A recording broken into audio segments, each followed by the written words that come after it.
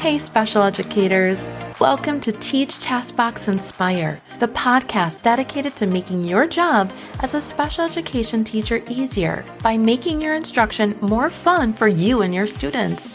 Inside each episode, you'll learn how to get the most use out of your task boxes in the classroom. I'm your host, Lisa Hollady from Chalkboard Superhero, a veteran special education teacher passionate about empowering you with purposeful teaching strategies, helpful tips and tricks, and other classroom management tools that will help you thrive in your role. Let's get started with today's episode. Hey there, and welcome back to another episode of Teach, Taskbox, Inspire. I'm your host, Lisa Hollady, and today's episode is deeply personal because we're talking about inclusion, not just as a buzzword, not just as a classroom setting, but as a mindset. This episode is called Inclusion Isn't Just a Place: How to Help Gen Ed Teachers Support Your Students. And I mean that. Inclusion is not about where a student learns. It's about how they're supported, valued, and empowered. And today, I want to share this from two sides. As a special education teacher who really supports students in inclusion every single day, and as a mom to my incredible son, Jacob, who has Down syndrome. Because when I advocate for inclusion, I'm not just doing this for my students. I'm doing it for my son. And I'm doing it for all the kids like him who belong, not just in the room, but at the table. Inclusion is not a placement. It's a practice. Let's start with a mindset shift. Inclusion is not, my student is in Gen Ed for lunch and specials. We push in 20 minutes during math, or they're placed in a co-taught classroom. That's logistics. That's scheduling. Inclusion is a culture. It means the student is seen, the student is supported, and expected to learn and grow alongside their peers with the accommodations and modifications they need to be successful. Inclusion is not about fitting in, it's about belonging. So what do Gen Ed teachers need to know? Let's be real.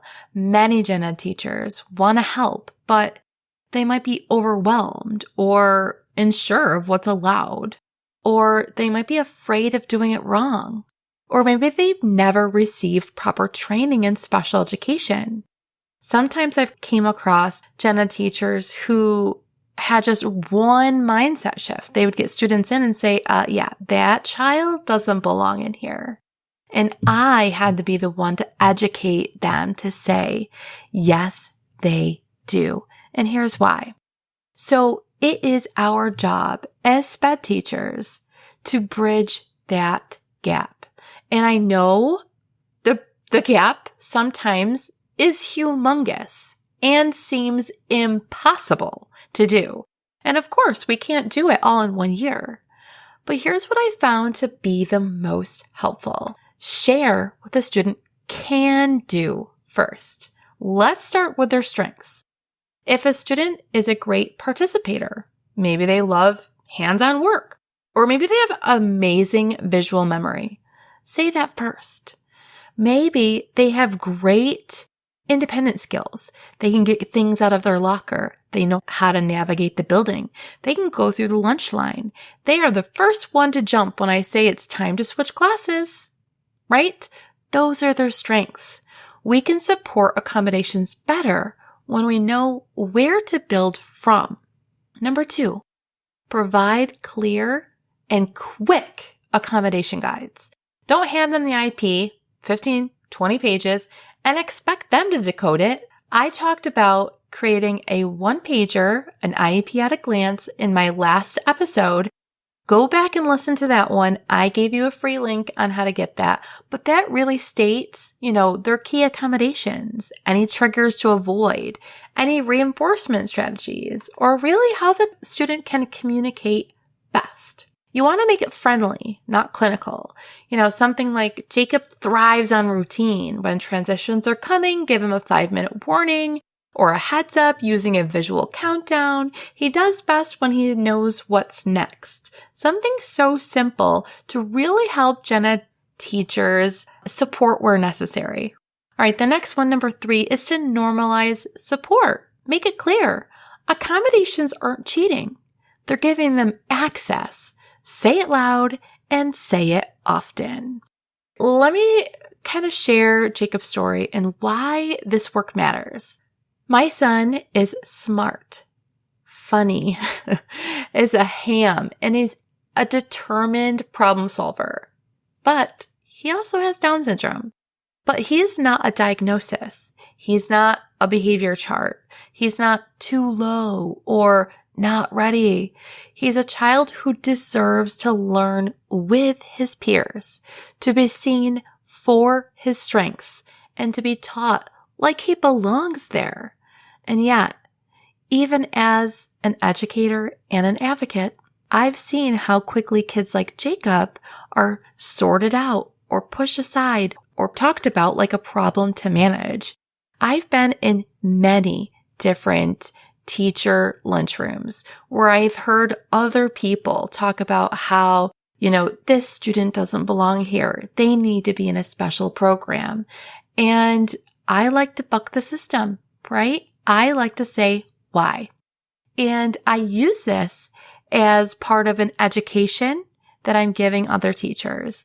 Now, maybe they've just never been told the reasons why they do matter or why they do belong, but that's why I make episodes like this, so that we as special education teachers can guide gen ed teachers on why they need to be in inclusion, right? So that's why this episode matters. That's why inclusion isn't just a theory, it's real life. Because when a gen ed teacher takes the time to learn Jacob's strengths, when they read his visuals or wait for his response or adjust their teaching just a tiny bit, they're not just supporting his learning. They're sending a message.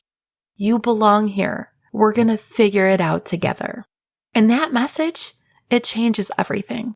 So how do we build buy-in with these gen ed teachers? Because I've met gen ed teachers who are absolute pain in my asses and they don't want to know. They don't want to learn. They don't want the education. They know what's right. So that's why it's a little bit tough, right? I get it. We're busy, but building inclusion together means investing a little bit of time now to save a lot of time and frustration later. So let me tell you 3 ways to kind of build real collaboration. Number 1, schedule a 15-minute touch point. And what I mean by that is at the start of the year, ask for a short meeting with these gen ed teachers. Go over the IEP at a glance. Clarify any expectations and offer your support, right? I'm always an open door, and come to me with any problems you have with any student on my caseload and I will help. The next thing I want you to do is to create an inclusion starter kit, let's call it. And you're going to have a quick little, a 1-pager on the student, maybe a list of quick supports or some simple visuals thrown in there, or maybe links to digital versions of choice boards, token boards, checklists. This kind of shows that you're not just handing over a student, you're working alongside of them. So the last thing I want you to do is be the bridge. You know what works for those students. Offer to model, offer to co-teach, offer to problem solve. Sometimes just saying, can I run that lesson with you the first time, makes all the difference in the world. So inclusion is not always easy. It does take effort and planning and teamwork. And all year, you are going to be educating people who might think this student doesn't belong here. But when it's done, and when it's done well, it's beautiful. It tells our students, you're not in this room as a guest. You're not on the sidelines. You're part of this class. And that's what I want for every student. That's what I want for Jacob. That's what I want for your kids too. All right, I know sometimes I can get a little heated about this, but because I truly believe in the inclusion model, do I think that there's a place for some self-contained students? Absolutely. But if a student is in some gen ed settings, they're there for a reason. Whether they're there for half an hour or all frickin' day, they're there for a reason. We don't want them to feel like they're just a guest there. They are part of that class. All right, guys, thank you so much for listening to this episode. I hope it gives you both the encouragement and the tools to help make inclusion real, not just on a schedule, but in the hearts and practices of every single educator on your team. That's all I have for you guys today. And again, if you need an editable IEP at a glance, I'm going to drop that in the show notes for this one.